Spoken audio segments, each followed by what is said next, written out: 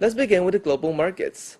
Chinese stocks closed lower on Wednesday, with the benchmark Shanghai Composite Index down 0.36%. Hong Kong stocks closed higher, up 0.19%. The 225-issue Nikkei stock average edged up 0.08%. U.S. stocks reversed early losses to end higher Tuesday, with the Dow Jones Industrial snapping an 8-day losing streak, as investors digested a batch of positive economic reports.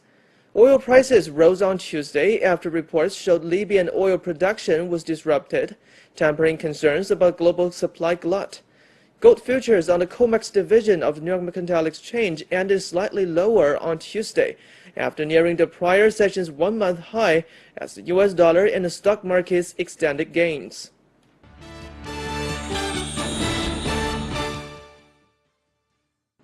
Now let's take a look at the U.S. stocks from our correspondent Su Omong in New York. Okay, let's take a look at our stocks market. U.S. stocks rebounded on Tuesday as Wall Street digested a batch of economic reports. The S&P Case-Shiller U.S. National Home Price NSA Index reported a 5.9% annual gain in January, up from 5.7% last month and setting a 31-month high. The Conference Board Consumer Confidence Index came in at 125.6 in March, up from 116.1 in February and well above market expectations. Meanwhile, investors were still assessing the consequence of the health care bill's defeat. House Republicans pulled their health care bill on Friday as they failed to get enough support for it, throwing the future of one of their top legislative priorities into serious doubt. Analysts said that the failure sparked worries about the outlook for President Donald Trump's other business-friendly plans. This is Song reporting from New York Stock Exchange. A recent survey has shown U.S. investor optimism about the nation's investing climate increased dramatically in the first quarter, hitting a new record since 2000. The Wells Fargo Gallup Investor in Retirement Optimism Index stands at plus 126. This is a new record since the index hit plus 130 in November 2000, at the end of the internet boom. Gallup said the survey reflects the views of U.S. investors holding $10,000 or more in stocks, bonds, or mutual funds. The index reflects two aspects of investor confidence using 7 different measures. Investors' outlook is on 4 aspects of the economy, namely the stock market, economic growth, unemployment, and inflation. The poll showed investor optimism has improved on all measures, but rose the most regarding the stock market and economic growth. Gallup noted enhanced confidence among investors in economic growth may be based partly on some investors' happiness with the outcome of last November's presidential election, rather than tangible factors aiding their wallet. It showed that confidence among U.S. investors who identify as or lean Republican rose 55 points this quarter, compared with only 15 points among Democrats. British Prime Minister Theresa May has signed the Article 50 notification letter, officially beginning Britain's exit from the European Union. 9 months after the divisive Brexit referendum last June, Theresa May signed the letter late on Tuesday night. It will be delivered to European Council President Donald Tusk on Wednesday, triggering Article 50 and starting the UK's withdrawal from the EU. A Downing Street spokesperson said that Theresa May had made telephone calls Tuesday night to German Chancellor Angela Merkel, European Council President Donald Tusk, and the European Commission President Jean-Claude Juncker. The spokesman said the phone calls were aimed to update them ahead of a letter giving notification of the UK's intention to withdraw from the EU. On Wednesday, the Prime Minister will pledge to MPs in Parliament that she will get the right deal for everyone in Britain, including EU nationals living in the UK. May will note in her statement that UK is one great union of people and nations with a proud history and a bright future. She will say that now that the decision had made to leave the EU, it is time to come together. The words will be closely watched by Scotland, whose assembly voted to hold another independence referendum on Tuesday. Despite protestations from May that now is not the time, the semi-autonomous Holyrood Parliament voted 69 to 59 in favor of a new independence vote. While the country chose to stay part of the UK in its last vote in 2014, Scotland voted overwhelmingly to stay as part of the EU last year, putting it at odds with its larger neighbor south of the border. By triggering Article 50 of the Lisbon Treaty, the Britain and EU now have a 2-year process where the terms of exit will be negotiated. Britain will then leave in March 2019, unless both sides agree to extend the deadline for talks. European Commission Vice President Mario Sefcovic has met with Bertrand Piccard from Solar Impulse. The clean energy representative presented current projects from Solar Impulse and the future work about clean energy. Let's take a look. Solar Impulse is the first project on round-the-world solar flights, aimed at developing airplanes to take off and fly around the world, powered only by solar energy. Piccard said it would demonstrate that clean technologies can achieve great goals. The second phase of collaboration between the Solar Impulse Foundation and the EC is to make a global alliance for exchange of ideas and technologies to create 1,000 solutions for energy consumption reduction.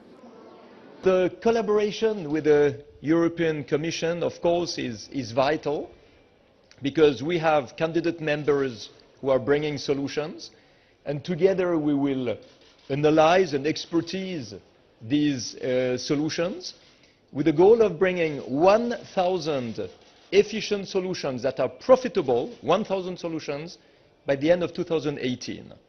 So you see, there's a big work. A lot of people tell me it's impossible, but this is exactly what stimulates me, and I think stimulates us, because they said the same thing for Solar Impulse. Solar Impulse is done, so now let's go one step further and allow other people also to be clean, profitable, and hopeful. Thank you. Solar Impulse achieved the new solo flight record by traveling 5 days and 5 nights without fuel from Nagoya to Hawaii. It has completed a world tour and some 15 successive steps. And it was 15 years of work, but in the end it was very clear demonstration what today's technology, what the European innovation can bring to the world, that we can actually fly without the drop of fossil fuel, that we can really be so energy efficient that the plane doesn't have to land for hours and hours and hours. Mario Sefcovic underlined that innovation is a main part of the mission, and it is now under the chairmanship of Europe. Their aim is to organize an ambitious clean energy event next year in a European country. Sefcovic added they would also reach out to EU citizens and young people in Europe. Following Brazil's meat quality scandal, the European Union has asked the country to provide detailed information on meat quality, as well as guarantees that meat exports pose no health risks to consumers. The EU's demands came after the investigation in which Brazilian federal police carried out its broadest operation on meat production on March the 17th. Operation Carne Débil was the culmination of a 2-year investigation that discovered a number of shocking practices in meat production. This included bribes government officials that allowed rotten produce to be exported and meat being chemically altered to mask a bad smell. The EU has announced a partial ban on products from 21 frozen meat plants currently under investigation. Brazil has also banned exports from all plants concerned. The EU is the third largest consumer of Brazilian meat exports, but has strict regulations on these exports. The EU's Health and Food Safety Commissioner met with Brazil's Ministry of Agriculture on Tuesday and spoke of the 27-member bloc's tough stance. The two leaders discussed the EU's tough response. The EU Commissioner suggested that Brazil's quality control system be audited by external agents. The two sides are set to meet again on Thursday when the EU Commissioner will receive detailed information about the investigations, inspections, and lab testing carried out by the ministry. Elsewhere, China's Hong Kong Special Administrative Region recalled all frozen and chilled meat and poultry imported from the 21 Brazilian plants under investigation. It announced the move was a precautionary measure.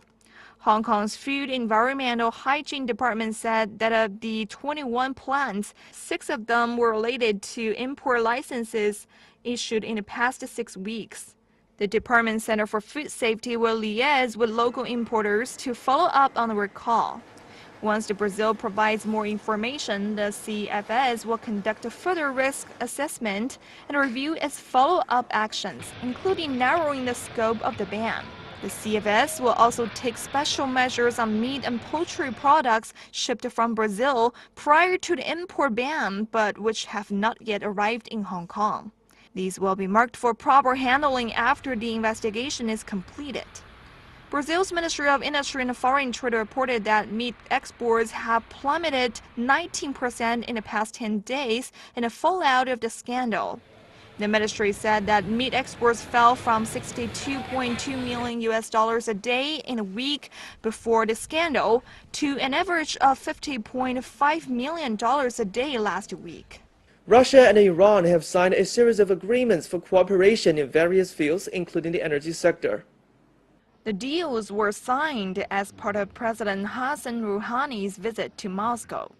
Russian President Vladimir Putin met with his Iranian counterpart to discuss improving bilateral trade, economic and investment ties, and cooperation in various fields.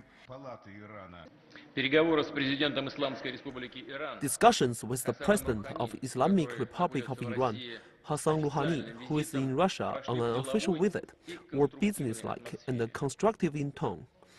A joint statement has been adopted. As you saw, a significant package of intergovernmental, interdepartmental, and corporate documents has been signed. Thus, one can state with certainty that the relationship between Russia and Iran are truly respectful and friendly.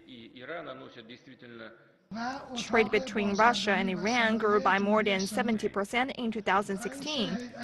Both sides expressed their support for bilateral product deliveries and developing financial ties. They also welcomed the formation of a free trade zone between the Eurasian Economic Union and Iran. Cooperation in multiple energy sectors will also be expanded. Particular attention was paid to bilateral projects in the nuclear power industry. Russia is providing substantial assistance to Iran in this area. Moreover, our intention is carried out in strict accordance with international law, IAEA requirements, and compliance with all provisions of the Joint Comprehensive Action Plan for the Iranian nuclear program. Other agreements include cooperation in railway transport, oil and gas, information technology and communications, construction, sport, tourism, and the legal sphere. The relationship between our two countries, from the point of view of the economy, the growth of trade, and the growth of tourism, serve as testament of the development of our bilateral relations over the past year. And the decisions that were made in the last few months, as well as those that were adopted today, only serve to indicate that we're well on our way to comprehensively developing bilateral economic and cultural relations, more in the way of strategic ties. In addition, Putin and Rouhani also underlined the importance of fighting international terrorism. The two leaders pledged to push forward on a peaceful political settlement in Syria and an end to civil conflict in Afghanistan. French President François Hollande used his brief trip to Malaysia to pitch the sale of French-made fighter jets to the country on Tuesday. But Malaysian Prime Minister Najib Razak said they are not ready to make a decision. Najib acknowledged that Malaysia is a big procurer of French equipment, adding Malaysia is aware of French-made aircraft have found a success in several countries. Of course, the mainstay of our relationship, the most significant part of our relationship, has always been the defense security relationship. And as you know, Malaysia is a big procurer of French military equipment, and part of our discussion today revolves around possibilities in terms of acquiring French defense equipment.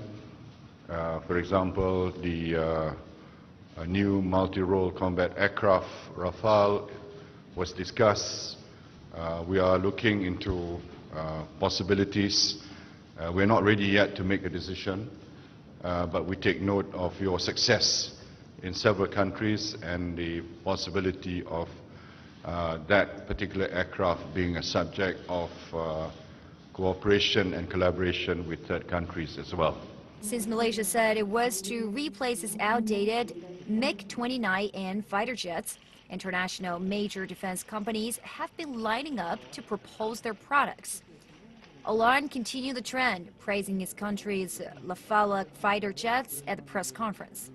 We also talked about Rafale.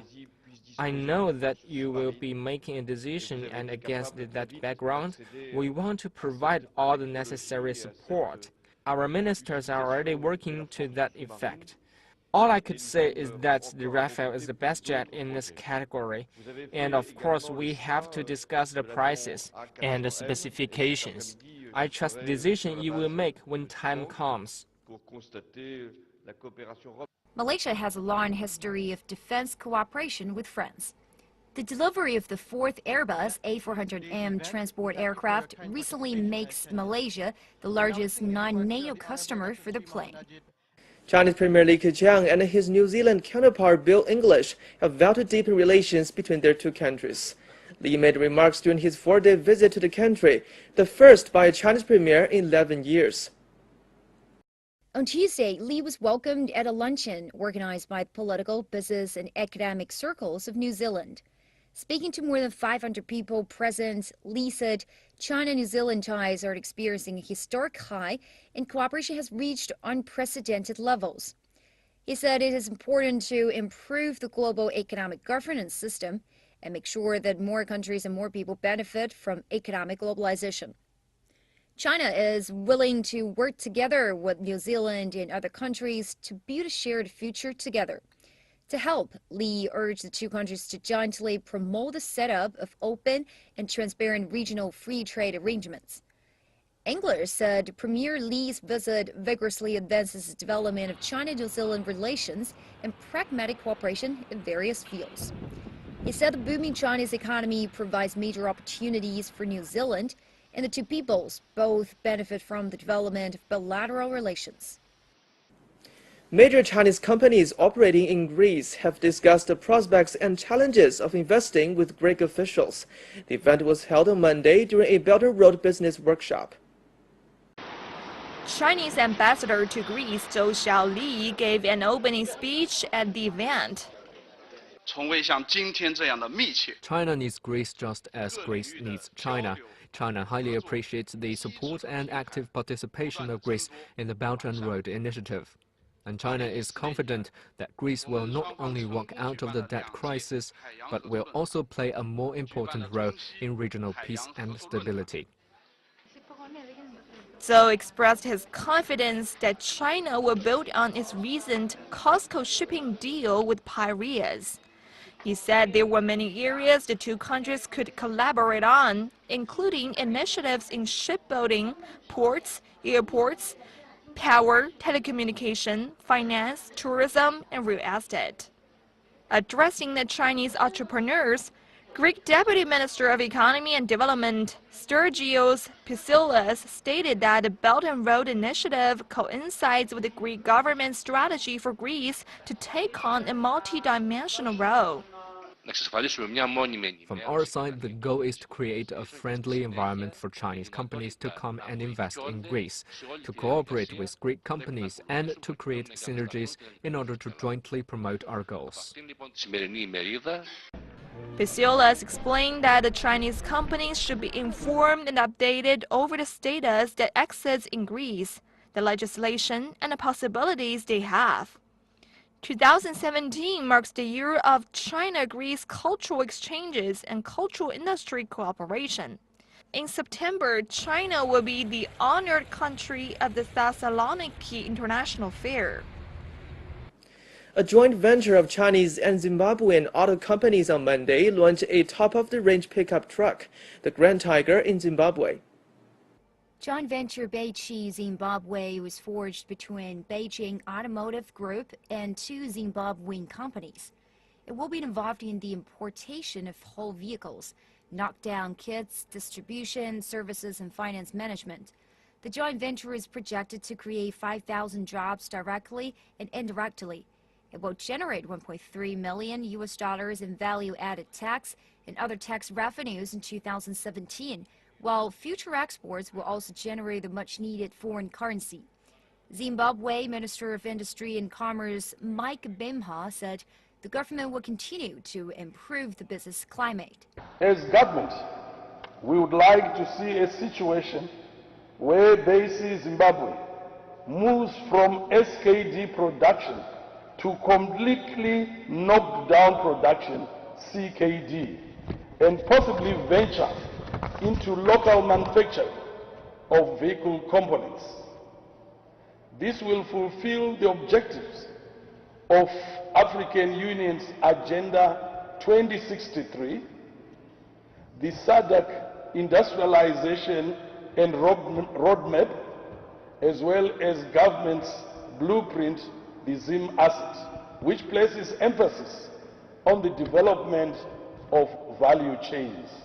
Chinese ambassador to Zimbabwe Huan Ping said the Chinese companies had cast a vote of confidence in Zimbabwe's development, and the latest venture was a combination of agreements signed during President Xi Jinping's visit to Zimbabwe in 2015.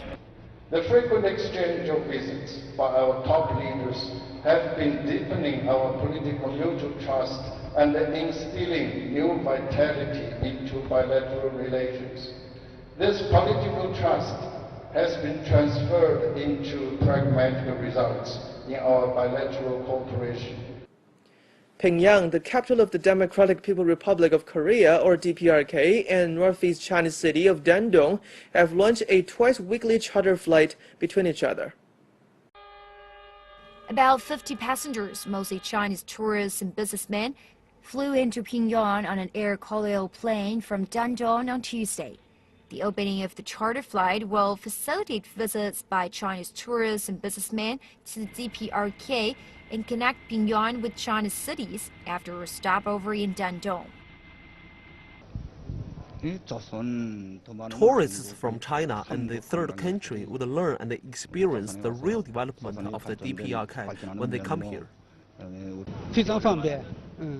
It's very convenient. It will deepen the tourism cooperation and the rapport between the two countries.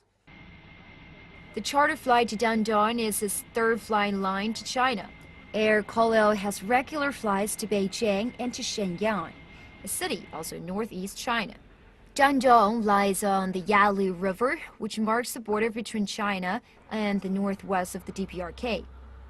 It is a booming border town and serves as an entry point between two countries, with trade flowing across on road and rail.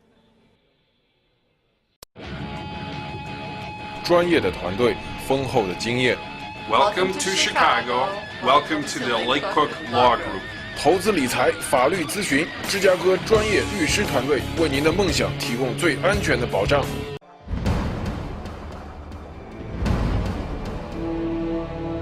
云天无际，承载梦想。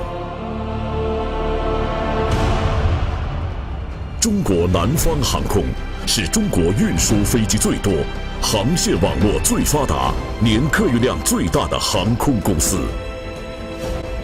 亚洲第一，全球第三，是南航缔造的业界奇迹。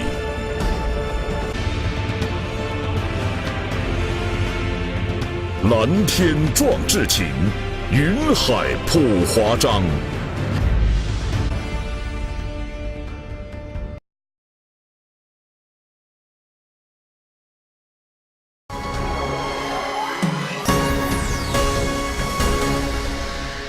Hello, welcome to China Mosaic. I'm Pandong in Beijing.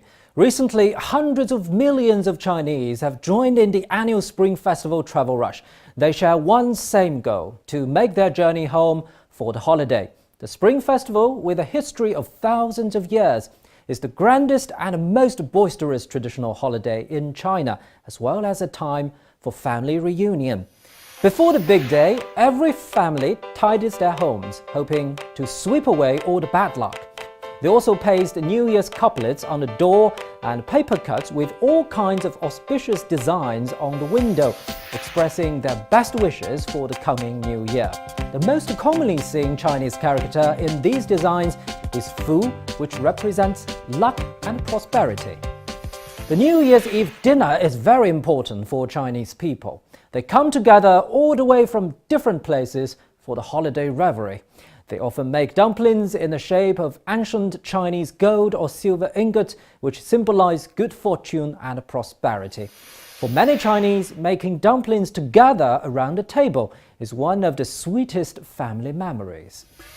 On New Year's Eve, watching the Spring Festival Gala is almost first on the list of most Chinese families who seek to enjoy a cultural feast with a diversity of performances such as singing, dancing, crosstalk, and short sketches.